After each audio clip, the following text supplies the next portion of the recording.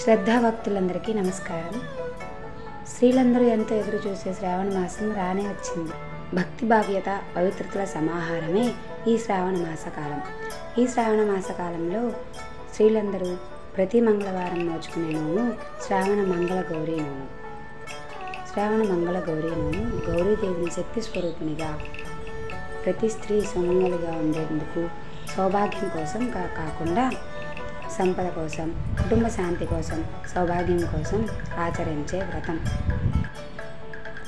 ఈ శ్రావణ మంగళ గౌరీ నోమును నోచుకునే స్త్రీలు ఉదయాన్నే లేచి తలారా స్నానం చేసి పూజకు సన్నద్ధమవ్వాలి. అందులో మొదటగా చేయవలసింది, ఇలా బియ్యపు పిండిని ఆవు పాలు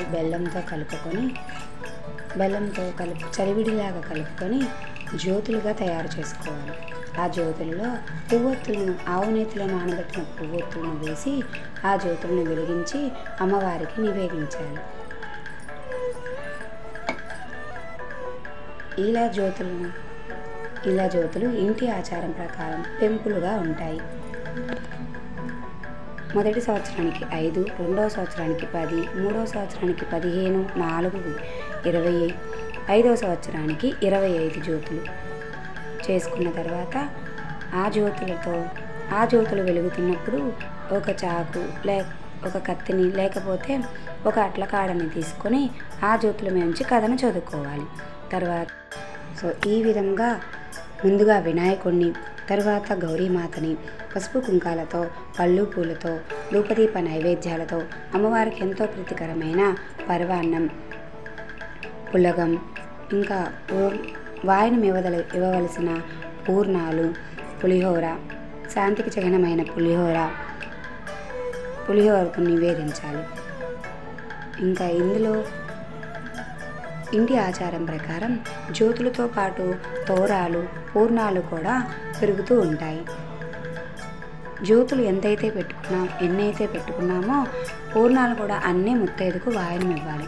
అలాగే సాయంకాలం సమయంలో శనగలు, తాంబూలం, శనగలు, అరటిపళ్ళు, వక్క, దక్షిణతో పెంపుడు కాలంలో ఉన్న ఆ సంవత్సరానికి సరిపడా ముత్తైదులకు వెళ్ళి వాయనం ఇవ్వాలి.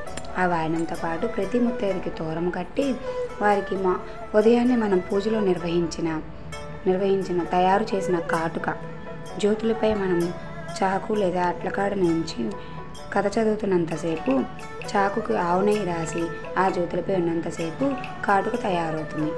ఇందులో శ్రావణ మంగళ గౌరీ నోములో చాలా ముఖ్యమైనది ఈ కాటుక.